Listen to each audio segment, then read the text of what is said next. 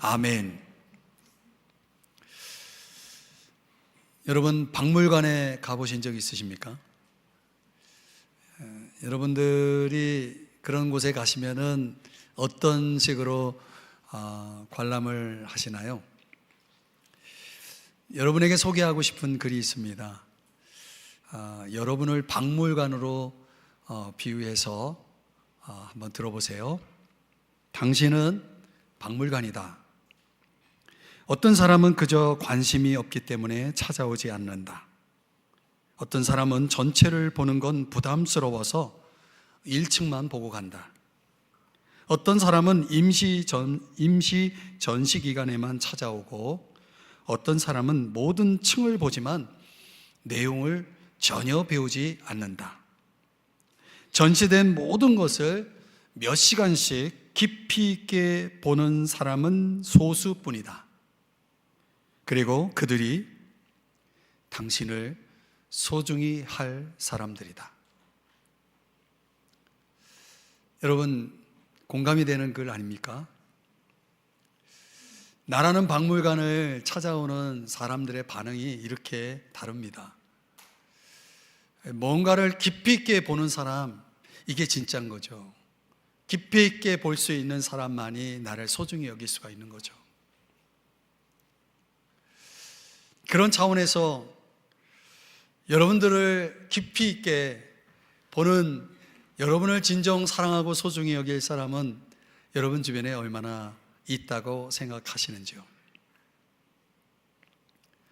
깊이 있게 보는 사람, 그런 사람이 여러분에게 있습니까? 오늘은 이런 깊이 있게 봐주는 한 분의 그 사랑에 대해서 오늘 성경이 우리에게 말씀해 주고 있습니다. 오늘 보면 1절에 보면, 보라, 아버지께서 어떠한 사랑을, 이 어떠한 사랑에 대해서 이야기를 하고 있습니다. 오늘 설교 제목은 어떠한 사랑인가입니다. 여기서 보라라고 하는 단어가 나오죠. 이 단어는 경배의 마음, 경외감, 환희, 어떤 특별한 것이 주어진 것에 대한 기쁜 마음을 표현하는 감탄사죠. 우리가 봐야 된다는 거예요. 뭘 봐야 됩니까? 어떠한 사랑을 봐야 된다는 거예요. 그걸 좀 깊이 있게 봐야 된다는 거예요. 몇 시간이라도 시간을 내서 이것을 깊이 봐야 된다는 거예요. 그냥 한 층만 대충 보고 부담스러워서 보는 둥 마는 둥 하고 그 내용을 읽어내지 못하는 이런 식으로 보지 말고 정말 시간을 내서 보자는 거예요. 깊이 내 존재 속으로 들어올 수 있는 그런 차원에서 우리가 한번 이 사랑을 한번 들여다 보자는 것입니다. 여기 우리에게 베푸사라고 말할 때 우리는 어떤 우리입니까? 생명의 말씀이신 예수 그리스도를 경험적으로 만난 사람 아니겠어요? 그리고 그분이 주시는 영생이라는 선물을 소유한 사람들이죠. 그런 우리에게 무엇이 베풀어졌다고요? 어떠한 사랑, 그 사랑. 그런데 흥미롭게도 이 어떠한 사랑할 때 어떠한이라고 하는 이 단어가 여러분 자막에 보시다시피 포타포스라고 하는 단어를 씁니다. 이 포타포스라는 단어는 무슨 뜻이냐면 어떤 나라로부터 이국적인, 익숙하지 않은 이런 뜻을 가지고 있는 단어예요. 그러니까 어떠한 사랑이니까 너무나 익숙하지 않은, 뭔가 우리가 사는 세상, 이 세계와 다른 범주에 속한 그런 류의 사랑이라는 것을 보여주는 겁니다. 누구의 사랑이? 하나님 아버지의 사랑이. 그러니까 이 세상에선 찾아볼 수 없는 그런 다른 범주에 속한 그 어떤 사랑에 대해서 오늘 성경이 우리에게 말씀해 주고 있는 거예요. 그 사랑을 우리에게 베푸셨다는 거예요. 우리에게, 저와 여러분에게, 예수 그리스도를 경험적으로 만난 여러분에게, 영생을 소유한 여러분들에게 그 사랑이 주어졌음을 믿으시기 바랍니다. 도대체 그 사랑은 어떠한 사랑일까요? 첫 번째는 자녀 되게 하시는 사랑입니다. 자, 오늘 성경의 1절을 다시 보시면 보라, 아버지께서 어떠한 사랑을 우리에게 베푸사 그 사랑이 우리에게 주어졌어요. 하나님의 자녀라 일컬음을 받게 하셨는가. 만약 여러분에게 누가 당신 누구요? 라고 말한다면 여러분에게 이름이 있잖아요. 나는 누구요? 라고 말하죠. 그럼 여러분이 홍길동이라고 대답할지 모르겠지만 이 말씀에 근거하면 당신은 누구요? 그러면 나는 하나님의 자녀요 라는 이름이 주어졌다는 거예요. 다른 이름이죠. 그러나 진짜 이름이죠. 내가 하나님의 자녀라는 이름을 받았다는 거예요. 그 하나님의 이름이라고 하는 것을 통해서 주어진 따라오는 지위도, 하나님의 자녀가 누릴 수 있는 지위도 주어졌다는 것이죠. 이게 얼마나 엄청난 거냐면 로마법에 의하면 입양된 자식은 친자식이 누리는 모든 권리와 특권을 누릴 수 있었다고 그러죠. 그러니까 내가 낳은 자가 아닌데도 그걸 자식으로 내가 받아들일 때 우리가 그걸 입양이라고 말한다면 그 모든 권리와 특권을 누릴 수 있도록 입양한 자식에게 그걸 제공해 준다라고 하는 차원에서 생각해 보면 입양하는 입장에서는 적지 않은 희생이 요구되는 거예요. 그렇죠? 내가 주지 않아도 되는 내 권리와 내 특권을 그에게 나눈다고 생각해 보면 그 적지 않은 희생이 따르는 거죠.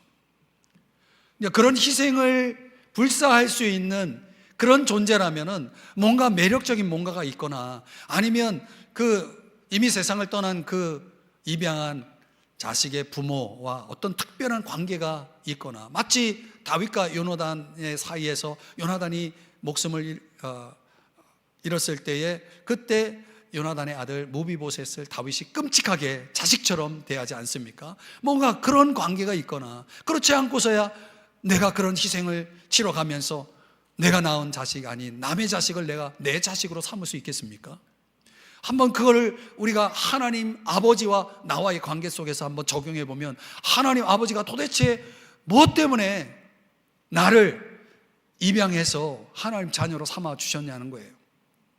그 근본 동기가 뭐냐? 오늘 성경은 한 단어로 설명하고 있는 것입니다. 사랑 때문에. 사랑 때문에. 그래서 에베소 1장 4절 5절에서는 뭐라고 말씀하냐면 사랑 안에서 우리를 택했다. 사랑 안에서 택했다. 그 기쁘신 뜻대로. 사랑은 기쁨을 가져오죠. 사랑하는 존재에게는 기쁨이 있는 거 아니겠습니까? 그 사랑과 기쁨 때문에 우리를 선택하고 우리를 자기 아들들 자녀들을 되게 하셨다는 거예요. 그러니까 사랑을 받을 만한 매력이 있거나 뭔가 특별한 관계가 있기 때문에 우리를 선택한 것이 아니라는 거죠. 이런 사랑을 우리가 뭐라고 말하냐면 무조건적 사랑이다. 무제한적 사랑이다. 이렇게 말하는 겁니다. 여러분, 우리가 이 세상에서 많은 사랑을 경험하지만 조건이 없는 사랑이 있습니까? 무조건적 사랑이라는 게 있습니까? 정말 있다고 생각합니까? 우리가 예를 들면 부모의 사랑은 무조건적 사랑입니까? 부모 되신 여러분이요. 여러분은 진정 자녀들을 무조건적으로 사랑하십니까? 뭔가 여러분 마음에 숨은 의도가 있지 않습니까? 진실을 밝혀보세요. 여러분, 부모가 자식을 사랑할 때, 자식을 인정할 때 뭔가 마음속에 내 말도 잘 듣고 내 기대에 부응하고 뭔가 부모로서 좀 만족스러움이 있을 때 그 사랑이라는 게 흘러가는 거 아니에요? 그렇지 않은 자녀들 사랑하고 싶어요? 인정하고 싶어요? 저는 솔직히 제 자녀를 사랑하는 이유가 뭔가 내 자녀에게 바라는 게 있거든요. 기대하는 게 있거든요. 이건 무조건적인 사랑은 아니에요. 누구에게라도 우리가 사랑을 기대한다면 그 사랑은 뭔가 조건이 있어요. 이런 사랑, 조건적인 사랑에 익숙해 있는 우리이기 때문에 하나님 아버지를 대할 때 그렇게 하나님 아버지를 생각하는 거예요. 나를 조건 없이 사랑한다, 믿지를 못해요. 믿어지지가 않아요. 어떻게 조건 없이 나를 사랑할 수 있다는 말이냐? 믿지를 않아요. 그래서 믿지 않기 때문에 어떤 사랑을 하고 있냐면 그분의 합격점, 그분에게 합격점을 받아가지고 좀 나를 사랑해달라고 열심히 우리가 노력을 하면서 그 사랑을 경험하려고 그래요. 그 사랑을 경험하려고 하죠. 그럼 내가 주님에게 잘 보여야 주님이 나를 사랑해 주시니까 잘 보이려고 봉사도 하고 예배도 드리고 막 그러죠. 정말 그렇게 생각하시나요, 여러분? 여러분들이 너무 하나님 앞에 예뻐서, 너무 하나님 마음에 그분의 기대에 부응해서 하나님이 여러분을 사랑하신다고 생각하시나요? 진정 여러분은 그런 생각 속에서 오늘 이 시간 예배를 드리고 있나요? 여러분이 오늘 예배를 드려서 하나님이 너무너무 사랑스러워 여러분을 축복하신다고 생각하시나요? 여러분, 기독교는 결코 그런 종교가 아닙니다. 기독교는 행위 종교가 아니에요. 기독교는 은혜의 종교입니다. 여러분, 우리는 아무런 자격이 없는 존재들이에요. 우리가 아직 죄인 되었을 때 그리스도께서 우리를 위하여 우리를 위해서 그리스도께서 우리를 위해서 죽으셨다고 그러잖아요. 그래서 자기에 대한 사랑을 확증하셨다고 말씀하거든요. 그러니까 우리에게 대한 그 사랑을 증명해 보이신 것이 뭡니까? 죄인인 우리를 위해서 죽으신 거거든요. 우리가 자격이 있어가 아니라, 우리가 예뻐서가 아니라. 그러니까 하나님의 사랑은 조건을 거는 사랑이 아니에요. 무조건적인, 무제한적인 사랑이라는 거죠. 에베소 2장 8절 9절에 뭐라고 말씀합니까? 다 같이 이 말씀을 한번 읽어볼까요? 시작. 너희는 그 은혜에 의하여 믿음으로 말미암아 구원을 받았나니 이것은 너희에게서 난 것이 아니요 하나님의 선물이라. 행위에서 난 것이 아니니 이는 누구든지 자랑하지 못하게 함이라. 예, 하나님의 선물이에요. 여러분, 선물을 값을 주고 삽니까? 그건 선물일 수 없는 거죠. 하나님의 사랑이라는 것은 선물로 주어지는, 아낌없이 주어지는, 대가 없이, 값없이 주어지는 거거든요. 그렇다고 여러분 이걸 오해하면 안 됩니다. 그렇게 값없이, 아낌없이 주는 사랑이라 해서 우리를 버릇없는 자녀로 대하신다는 겁니까? 만드신다는 겁니까? 그렇지 않아요. 우리에게 아무런 봉사도 요구하지 않으시겠다는 말씀입니까? 그런 뜻이 아니에요. 내가 막 잘못하고 막 실패하고 막 잘못된 길로 가도 그냥 무관심하고 내버려 두겠다라고 하는 그런 차원의 의미입니까? 그렇지 않죠. 오히려 우리를 너무나 사랑하시기 때문에 우리가 잘못된 길로 가면 그냥 두질 않아요. 하나님의.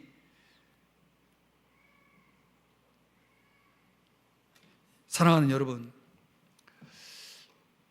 우리가 그분의 사랑을 받기 위해서 우리가 할 수 있는 건 아무것도 없습니다. 그저 그분이 내어 주시는 그 선물을 그저 감사함으로 받으면 되는 겁니다. 그 감사함으로 받으면 그래서 은혜가 되는 겁니다. 그 은혜인 것입니다. 그러나 우리가 그 은혜 속에서 하나님의 자녀가 되었다는 사실을 세상은 알지 못해요. 그래서 오늘 본문 1절에서 뭐라고 말씀합니까? 세상이 우리를 알지 못하면, 우리를 몰라요. 그 이유는 뭡니까? 그를 알지 못함이라. 예수님을 알지 못하니까, 하나님 아버지를 모르니까 우리도 모르는 거예요. 우리가 하나님의 자녀됨이 어떤 존재라는 것을 세상은 이해를 못합니다. 하나님과 우리 사이에 벌어지는 그 사랑의 관계를 그들은 이해할 수가 없는 것입니다. 제가 엘리베이터 타고 이제 병원에 갔다가 이제 어떤 분이 잘못 탔는지 갑자기 문을 엘리베이터에서 뛰어내렸어요. 그래서 뛰어나갔어요. 이제 내린 게 아니라. 하여튼 나가는데 나도 모르게 거기서 엘리베이터 안에서 아버지를 찾았어요. 무슨 말인지 못 알아들으시는구나. 제 아내가 저를 모른 척 하더라고요. 창피하다고. 제 입에서 아버지가 그냥 이 입에 달아서 아주 붙어 있어가지고 아무 때나 아버지를 찾게 되는 것 같아요. 그럼 세상 사람들이 내가 왜 아버지 그러니까 뭐 아버지라고 생각할 거 아닙니까? 그렇죠? 몰라요. 세상은 이해를 못해요. 그러니까 알아듣는 사람은 내 아내밖에 없었어요. 여러분, 세상에 왜 이런 하나님의 자녀라는, 하나님 아버지라는 존재에 대해서 왜 이렇게 무지하냐? 성령이 없기 때문에 그래요. 영적인 것은 성령을 통해서만 분별할 수 있기 때문에 그런데 성령이 없는 거예요. 거기다가 마귀의 지배 속에 있기 때문에 그들은 알 수가 없는 것입니다. 세상은 모르더라도 우리는 알고 있는 거죠. 하나님 아버지를 알고 내가 하나님의 자녀라는 사실을 알고 있는 것입니다. 여러분, 이걸 자꾸 인간적인 머리로, 지식으로, 이성으로 이해하려고 하지 마세요. 하나님 아버지를 어떻게 이성으로 이해할 수 있습니까? 이해할 수 없어요. 다른 범주의 사랑을 어떻게 우리가 머리로 이해할 수 있겠습니까? 머리로 와닿질 않아요. 그럼 우리가 적어도 하나님의 자녀로서 이 큰 사랑을 경험한 사람이라면 저와 여러분은 틀림없이 이런 신분의 변화에 걸맞는 삶이 나와야 되는 거예요. 내가 하나님 아버지를 알고 하나님 아버지의 자녀라는 사실을 내가 깊이 인식하게 되면은 자녀다움의 삶을 살게 돼 있는 거예요. 그 하나님 아버지를 드러내는 삶을 살게 되는 거죠. 그 하나님 아버지를 은근히 자랑하면서 살게 되는 거예요. 여러분이 무슨 삼성가의 가문에 태어난 아들이라고 생각해 보세요. 여러분이 어디 가든 무엇을 하든 여러분 티를 내지 않겠어요?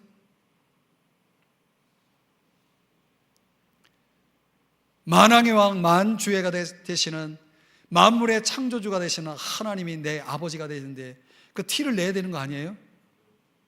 당당하게 드러내야 되는 거 아니에요? 그 자녀다움을 드러내고 자랑하고 그분을 높여드리는 그런 삶이 나와야 되는 거 아니에요?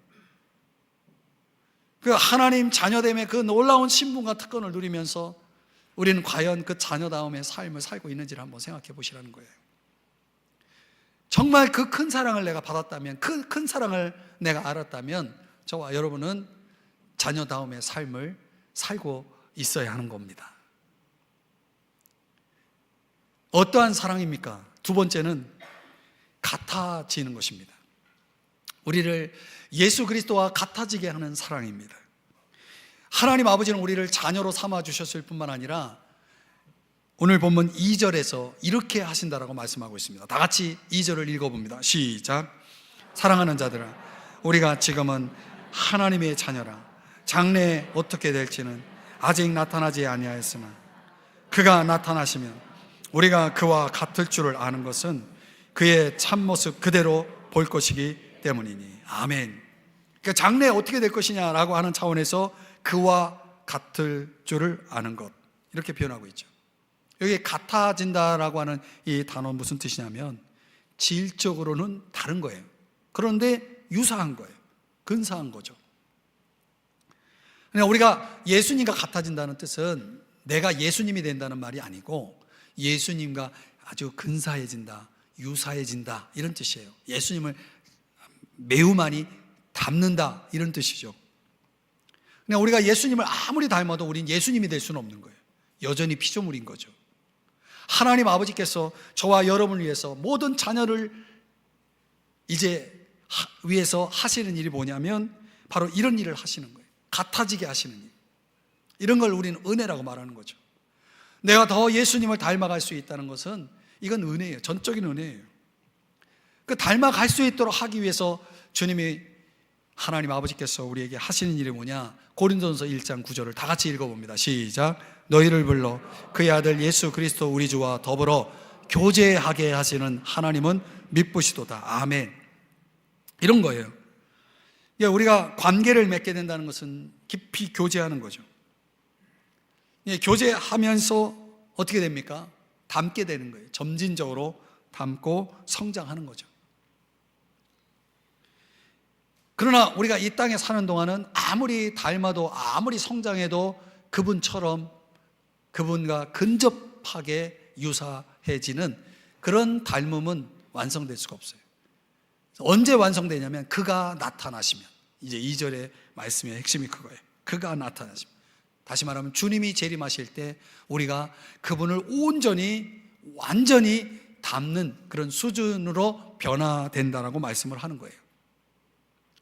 여러분에게 묻고 싶어요. 여러분 천국에 가보셨습니까? 아직도 못 가보셨어요? 천국을 본 적 없어요? 예, 저도 없어요. 천국의 모습이 어떠할지 우리는 몰라요. 그렇죠?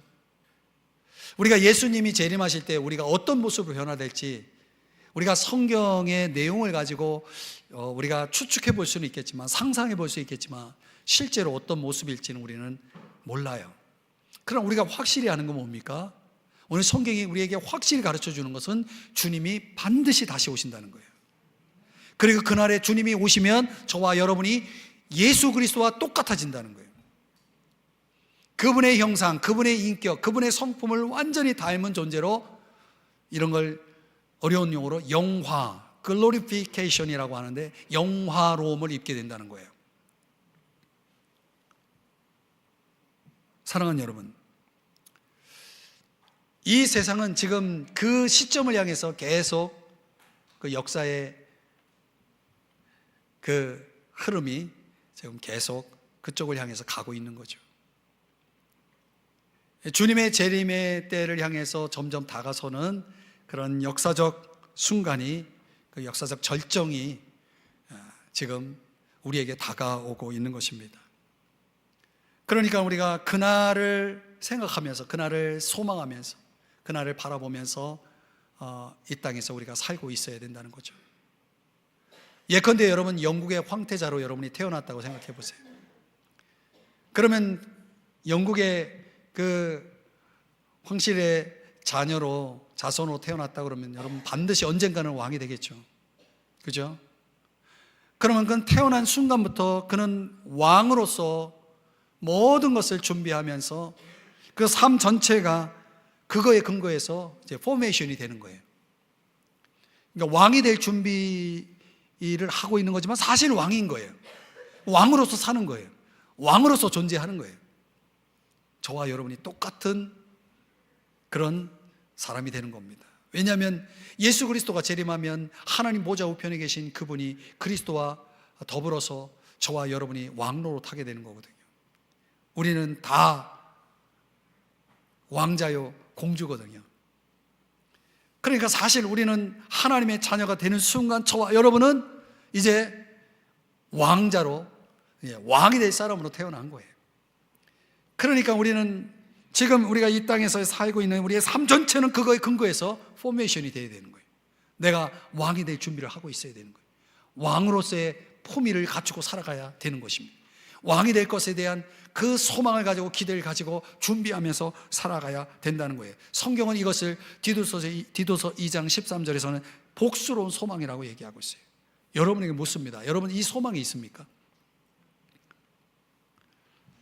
오늘이라도 진정 여러분 천국에서 이 복스러운 소망대로 예수 그리스도와 더불어 천국에서 살고자 하는 이런 이 소망이, 그런 간절한 소망이, 이런 기대가 있습니까? 오늘이라도 천국 가실래요? 가고 싶습니까? 여러분이 천국을 정말 안다면 오늘이라도 당장 가고 싶어 할 거예요. 천국을 보지 못하고 믿지 못하고 알지 못하기 때문에 우리가 이 땅에 연연하고 있는 것입니다. 그러니까 이 하늘의 소망을 가지고 있는 사람이라면 그것을 오늘의 삶에 반영하셔야죠. 여러분에게 진정 이 하늘나라의 이 소망, 이 복스러운 소망이 있다는 것을 여러분의 삶 속에 한번 증명해 보이셔야죠. 진정 이 복스러운 소망을 갖고 있는지, 아니면 이 땅의 소망으로 살고 있는지 한번 보시라는 거죠. 우리가 진정 주님의, 하나님 아버지의 그 큰 사랑을 입은 사람이라면 이 복스러운 소망으로 오늘을 살고 있어야 되는 것입니다. 어떠한 사랑입니까? 세 번째로 깨끗함을 추구하는 것입니다. 우리가 하나님의 사랑으로 말미암아 새로운 관계를 맺게 되면, 즉 하나님의 자녀라는 관계를 맺게 되면 그때부터 우리에게는 뭐가 있어야 되냐면, 지난주에 나눴던 요한일서 2장 29절을 다 같이 읽어보겠습니다. 시작. 너희가 그가 의로우신 줄을 알면 의를 행하는 자마다 그에게서 난 줄을 알리라. 그에게서 났다는 것은 하나님의 자녀가 되었다는 것이거든요. 하나님의 자녀라고 하는 이런 새로운 관계 속에 들어온 사람들의 특징이 뭡니까? 의를 행하는 거예요. 의를 행하는 거예요. 그런 내가 하나님의 그 큰 사랑을 받고 내가 자녀가 되었다라고 하는 것이 내 삶 속에는 어떻게 나타나냐면 성화, 개인적인 성화, 즉 깨끗한 삶을 살아가는 그런 삶이 따라오는 거예요.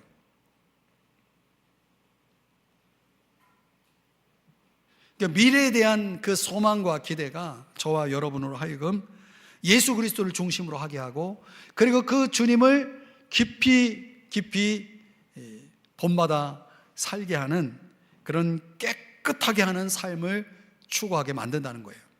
그래서 자기를 깨끗하게 하느니라라고 할 때 그 동사가 현재 시제의 동사를 사용하고 있어요. 이것은 현재 이 순간에 일어나고 있는 계속적인 과정을 강조할 때 이 현재 시제라는 표현을 쓰거든요.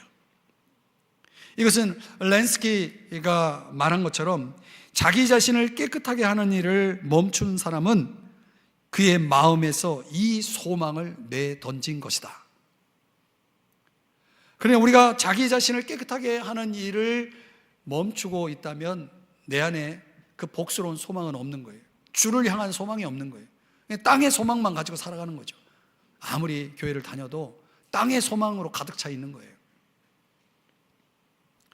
영국 시인 알렉산더 포프가 희망에 대해서 이런 정의를 내립니다. 희망은 인간의 마음 속에서 영원히 솟아오른다. 참 아름다운 표현이에요. 희망이라는 것이 우리 마음 속에 들어오면 이것은 영원히 솟아오르는 거예요. 그러니까 내 삶이라고 하는 것이 사실 미래에 대한 이 희망이, 소망이 들어오면 그 모든 것을 좌우하는 거예요. 그 소망이라는 것이 내 삶의 모든 것을 좌우하는 거예요. 내 삶의 전체에 영향을 미친다는 것이죠. 우리가 예컨대 세계 정상급의 운동선수를 한번 생각해 보세요. 그들의 소망이 뭡니까? 정상에 있는 거 아니겠습니까? 그 정상에 오르기 위해서 그들은 얼마나 많은 희생을 해야 합니까? 그런데 그 엄청난 희생을 마다하지 않는 이유가 뭡니까? 명성을, 그 정상에 오른 그 명성, 그리고 거기에 따르는 부, 이런 것들이 있기 때문이죠. 그러니까 수많은 운동선수들이 있지만 사실 정상에 오르는 선수들은 몇 안 되죠. 그러나 그런 목표를 향해서, 그런 소망을 향해서 열심히 부단히 노력하고 최선을 다해도 그것은 사실 그 목표를 이루는 것은 쉽지 않은 거죠. 그리고 더욱이 그 목표에 도달한 사람들, 정상에 이른 사람들은 그 정상을 유지하는 것은 불가능해요. 그 정상에 이른 선수들이 몇 년만 지나면은 그보다 더 훨씬 능가하는, 압도하는 선수가 등장해서 정상의 자리를 뺏기죠. 세상의 원리가 그래요. 그래서 이런 걸 가르쳐서 우리가 덧없는 명성이라고 말하는 거예요. 덧없는 명성. 여러분, 우리가 이 세상에서 얻을 수 있는 것은 다 영원한 것이 없어요. 패스 어웨이 한다고 그러잖아요. 다 지나가는 것이거든요. 결국 덧없는 거예요. 그 덧없는 명성과 부를 위해서 그 인생 전체를, 자기의 젊음을, 시간을, 물질을 다 거기다가 쏟아붓는 사람들이 얼마나 많습니까? 그 뜨거운 열의를 그와 대조해서 베드로전서 1장 4절, 우리에게 주어진 소망은 어떤 소망이라고 말씀하냐면 썩지 않고 더럽지 않고 쇠하지 아니하는 유업이라고 말하고 있거든요. 우리가 가진 소망은 이런 소망인데, 그 덧없는 소망을 위해서 자기 인생 전체를 던지는 사람들이 가지고 있는 열의보다 이 영원한 소망, 복스러운 소망을 가지고 이 땅을 살아가는 우리 그리스도인들이 가지고 있는 열의, 이걸 비교했을 때 과연 부끄럽지 않은가? 덧없는 소망, 사라지는 소망을 위해서 가진 그런 열의보다 우리의 열의는 얼마나 참 보잘것없는가 한번 생각해 봐야 되지 않겠습니까? 그의 깨끗하심과 같이라고 말할 때, 우리 예수님은 그분 자체가 깨끗하기 때문에 깨끗함을 위해서 추구할 필요는 없었어요. 그러나 깨끗함을 보여주는 삶을 살았죠. 그 어떻게 깨끗함을 보여줬습니까? 그분은 항상 하나님 아버지의 뜻에 전념했고, 그리고 십자가에 죽기까지 자기를 낮추고 하나님 아버지를 사랑하고 또 인류를 사랑하기 위해서 생명을 바치지 않았습니까? 그분이 추구한 깨끗함이에요. 그게.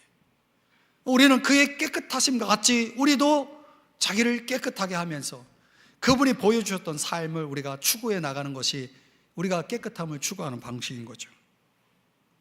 그럼 우리가, 저와 여러분이 이제 해야 할 일이 뭡니까? 주님처럼 날마다 하나님 아버지의 뜻에 순종으로 응답할 준비를 하는 거죠.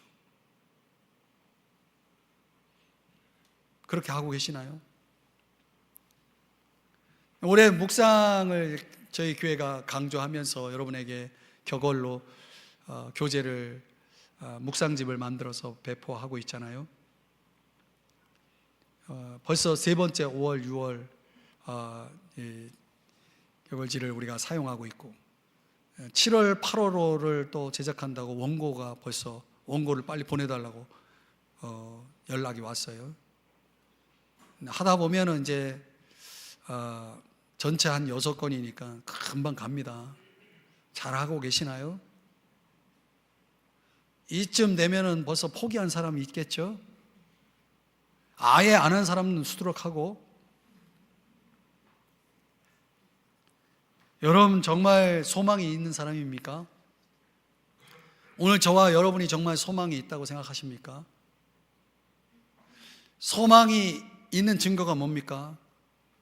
오늘 성경이 뭐라고 말하나요? 주를 향하여 이 소망을 가진 자마다 그의 깨끗하심과 같이 자기를 깨끗하게 하느니라. 그럼 내가 가지고 있는 소망이 나를 깨끗하게 하는 삶을 끌어가는 거예요. 그 소망이 있다면 그 삶이 나타나야죠. 나를 깨끗하게 하는 방법 뭡니까? 여러분, 우리가 거울을 봐야 깨끗해질 거 아니에요. 씻고, 그리고 거울을 보면서 그런 것들을, 지저분해지고 더러워진 것들을 씻어내야 될 거 아니에요. 거울이 뭐예요? 말씀이거든요. 자기를 깨끗하게 하는 사람들은 하나님 말씀으로 달려갑니다. 그 성경을 펴고 하나님의 음성을 들으려고 합니다. 그 하나님의 뜻, 하나님의 음성을 듣고 그 뜻을 따라서 순종하여 살아가는 것이 자기를 깨끗하게 하느니라, 그 깨끗함을 추구하는 삶이거든요. 왜 그렇게 해야 되는 겁니까? 목사가 하라고요? 교회가 교제를 나눠줘서요? 아니죠. 주를 하여 이 소망을 가진 자이기 때문에 하는 거예요.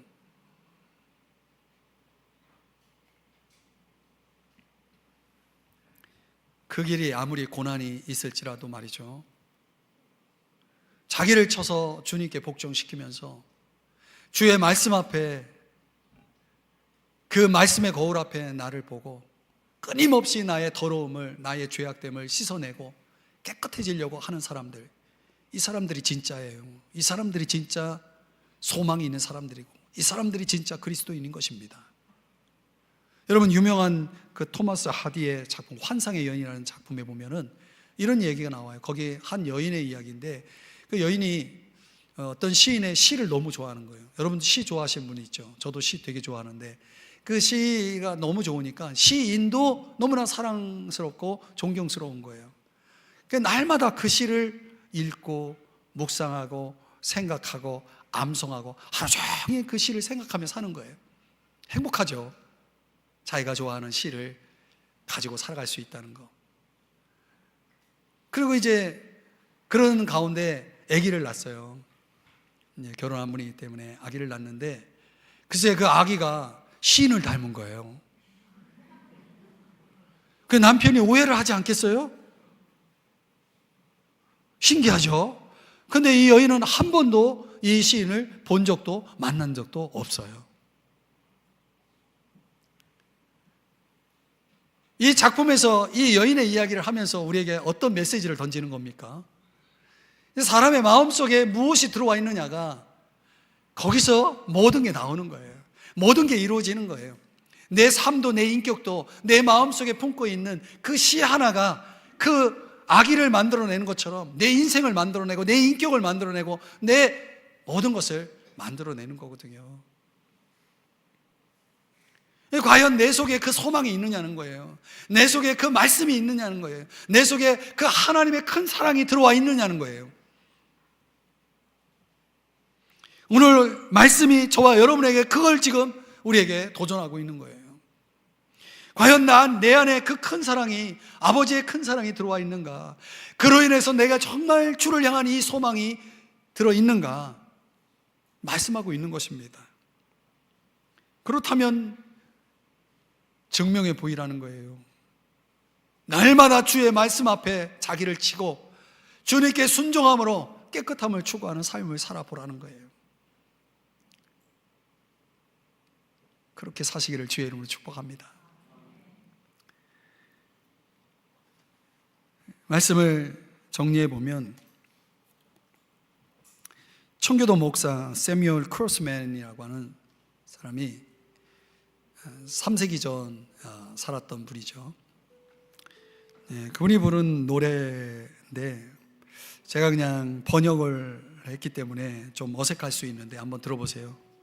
내 노래는 알려지지 않은 사랑, 나를 향한 나의 구세주의 사랑, 사랑 없는 자들에게 보이신 사랑, 그들이 사랑스러울지도 모른다고. 오, 나는 누구인가? 날 위해 내 주님이 연약한 몸을 입으시고 죽기까지 하셨네. 세뮤얼 크로스맨이 예수 그리스도를 통해 부어주신 하나님의 그 큰 사랑에 대한 놀라움과 감사를 표현한 노래라고 해요. 7절까지 있는데 한 절만 소개한 거예요. 근데 이분의 이 노래를 이렇게 들여다보면서 마음 가운데 과연 그 하나님 아버지의 큰 사랑에 대해서 나는 얼마나 감격하고 있고 얼마나 감사하고 있는가 한번 생각을 해보니까 참 부끄러운 생각이 들었습니다. 여러분, 사랑에는 세 단계가 있다고 그러잖아요. 받는 단계가 있고 아는 단계가 있고 깨닫는 단계가 있대요. 우리는 하나님 아버지께서 큰 사랑을 우리에게 부어주시는 것을 받는 데는 익숙해요. 받는 데는 관심이 있어요. 근데 서론에서 말씀드린 박물관의 이야기처럼 좀 진득 여러 시간, 몇 시간이라도 깊이 있게 그 사랑에 대해서 생각하질 않아요. 생각해 보질 않아요. 그 사랑을 묵상하지 않아요. 그 사랑에 정말 감격하며 눈물 흘리는 그런 사람들이 너무나 적어요. 그러니까 사랑을 받는 그 초보적인 단계에서 머물러 있는 거예요. 이제는 좀 우리가 그 큰 사랑을 아는 단계로, 깨닫는 단계로 좀 가야 되지 않을까요? 그래야 되지 않을까요? 그랬으면 좋겠습니다. 이제는 철없는 자식, 아버지 사랑 받는 것으로 끝나는 그런 자식 되지 말고 좀 철 좀 들고 하나님 아버지의 그 큰 사랑 앞에 반응하는 사람이 좀 됐으면 좋겠어요. 이제 내가 그분의 자녀가 되었다라는 이 확신만 아니라 그 자녀다움의 삶을 통해서, 그 아버지를 드러내는 삶을 통해서, 그 아버지께 사람들을 이끄는 그런 삶을 통해서 자녀다움의 모습을 좀 보이면서 살자는 거예요. 장차 주 예수 그리스도 그 재림하실 때에 우리가 그분과 같아진다라고 그랬잖아요. 그 소망이 있냐는 거예요. 그 소망이 내 삶에 지금 반영되고 있냐는 거죠. 나아가 우리가 그 소망을 가진 자로서 이 땅에 사는 동안 정말 철저하게 더 주님 앞에 깨끗해지기 위해서 깨끗함을 추구하면서 주의 말씀 앞에 순종으로 응답하면서 살고 있느냐는 거예요. 그렇게 살아야 되지 않겠느냐는 거예요. 오늘 말씀의 도전이 그렇습니다. 사랑하는 여러분, 저와 여러분에게 그분의 큰 사랑이 주어졌고 우리는 그 사랑을 힘입어 오늘도 호흡하면서 살고 있다는 것을 잊지 마십시다. 그 사랑을 여러분 받는 데서 그치지 마시고 그 사랑을 알고 그 사랑을 깨닫고 그 사랑을 이제는 그 사랑 앞에 응답하는, 올바르게 응답하는 진정한 그분의 자녀로 살아갈 수 있기를 주 예수 그리스도의 이름으로 축복합니다. 축복합니다. 기도하겠습니다. 사랑하시는 주님, 오늘 이 말씀 저희들이 또 듣고 잊어버리지 않기를 원합니다. 이 말씀을 듣고 이 말씀을 마음에 새겨서 자녀됨으로, 같아짐으로, 깨끗함으로 이제는 큰 사랑을 알고 깨닫는 자답게 우리의 매일매일을 살다가 언젠가 주님 오시면 주님을 뜨겁게 맞이할 수 있는, 기쁨으로, 감사함으로, 놀라움으로 맞이할 수 있는 저희들 모두가 될 수 있도록 주님 축복해 주시옵소서. 오늘 이 말씀을 듣고 돌아가는 사랑하는 성도들 한 분 한 분을 주님